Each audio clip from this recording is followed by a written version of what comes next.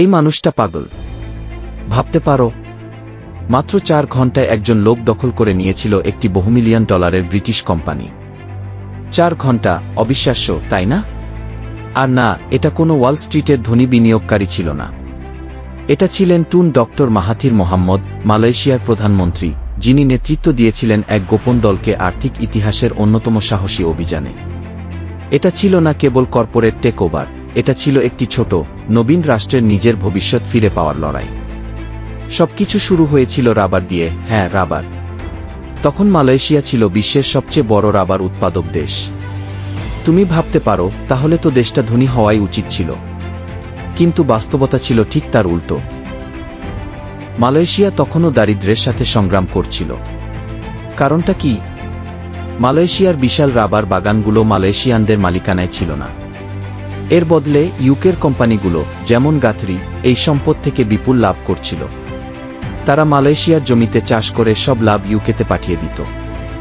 আর মালয়েশিয়ার হাতে থাকত প্রায় কিছুই না। নিজ দেশের সম্পদ অন্যদের হাতে চলে যেতে দেখা একটা জাতির জন্য কতটা যন্ত্রণাদায়ক ভাবতেই পারো। ইউকে তখন উন্নত হচ্ছিল, আর মালয়েশিয়া পিছিয়ে পড়ছিল। তখনই আবির্ভাব ঘটল টুন ডক্টর মাহাথির মোহাম্মদের।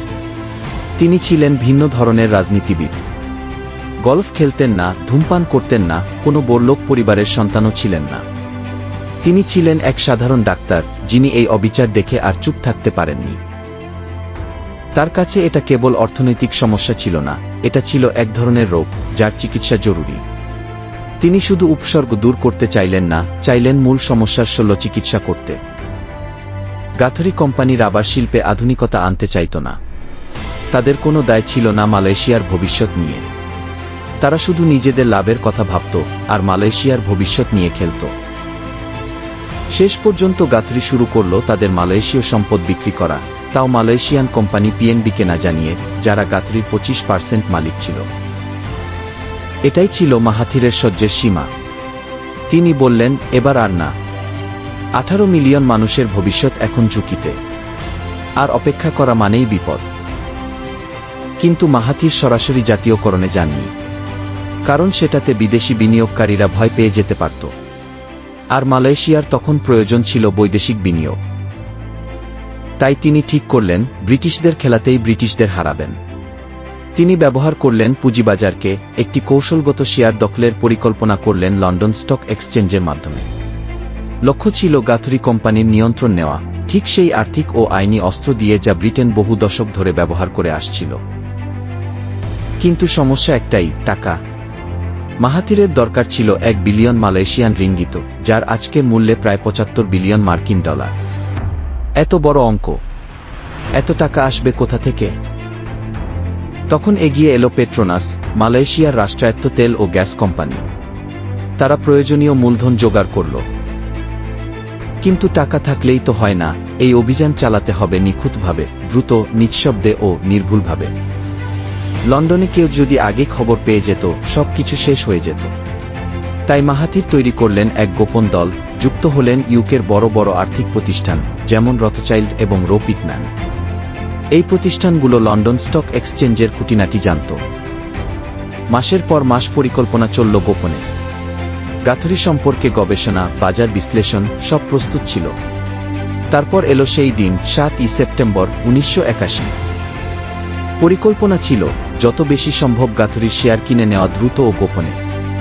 শেয়ার কেনা হবে সিঙ্গাপুর, হংকং আর অন্যান্য আন্তর্জাতিক বাজার থেকে, যাতে কোনোভাবে খোঁজ না পাওয়া যায়।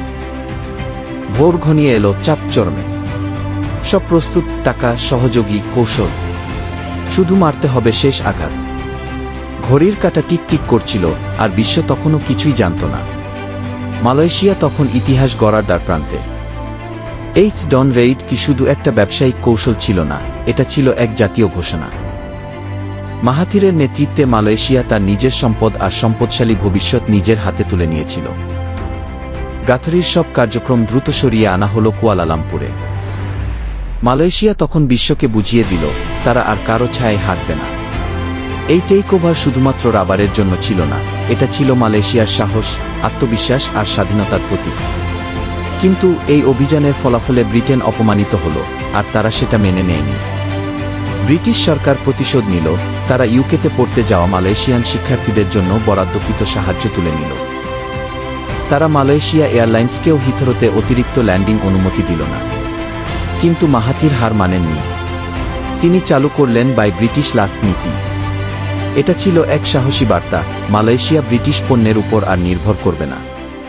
এবং তিনি লুক ইস্ট পলিসি গ্রহণ করলেন, এরপর জাপান আর চীনের সঙ্গে সম্পর্ক গড়ে তোলার নতুন পথ খুলে দিলেন। এই ডন রেইডের মধ্য দিয়ে আরেকটি প্রতিষ্ঠানও ইতিহাস গড়ল, যেটি হল পেট্রোনাস। পেট্রোনাস এই রাষ্ট্রীয় তেল ও গ্যাস কোম্পানি এই অভিযানের অর্থায়নে গুরুত্বপূর্ণ ভূমিকা রাখে। এই সফল অপারেশনের পর পেট্রোনাস বিশ্বমঞ্চে প্রতিষ্ঠিত হয় একটি মর্যাদাপূর্ণ কোম্পানি হিসেবে। আজকের দিনে পেট্রোনাস বিশ্বের অন্যতম বৃহৎ তেল কোম্পানি, একটি ফরচুন 500 প্রতিষ্ঠান। এই কোম্পানির উত্থানের পেছনে ছিল সেই একই সাহস ও আত্মবিশ্বাস যা টুন মাহাথির দেখিয়েছিলেন এই সাহসী পদক্ষেপে। আশ্চর্যের বিষয়, প্রাথমিক টানাপোড়েনের সত্ত্বেও পরবর্তীতে মালয়েশিয়া ও ব্রিটেনের সম্পর্ক আবারও ঘনিষ্ঠ হয়। দুই দেশই বুঝেছিল, এই ঘটনায় যাই হোক, তাদের একে অপরকে প্রয়োজন। 1997 সালে মালয়েশিয়ার জাতীয় গাড়ি কোম্পানি প্রোটন যুক্তরাজ্যের বাজারে প্রবেশ করে, যা ছিল এক বিশাল অগ্রগতি। 1998 সালে মালয়েশিয়া কমনওয়েলথ গেমস আয়োজন করে, এইভাবে বিশ্বমঞ্চে তার মর্যাদাপূর্ণ অবস্থান জানান দেয়। এমনকি ব্রিটেনের হ্রদ রানী দ্বিতীয় এলিজাবেথও মালয়েশিয়া সফর করেন, যা দুই দেশের সম্পর্কের উষ্ণতা আরও দৃঢ় করে। এই ডন রেইড শুধু একটি বিজয় ছিল না, এটা ছিল এক সাহসী দেশপ্রেমের ঘোষণা। আজ গাথরি যেটা মিশে গেছে সাইন ডার্বিতে, তারা বিশ্বের অন্যতম বড় সাস্টেইনেবল পাম অয়েল উৎপাদক। এই পুরো ঘটনা প্রমাণ করে, যেখানে সাহস, পরিকল্পনা আর বিশ্বাস থাকে, সেখানে ইতিহাসও বদলে ফেলা যায়।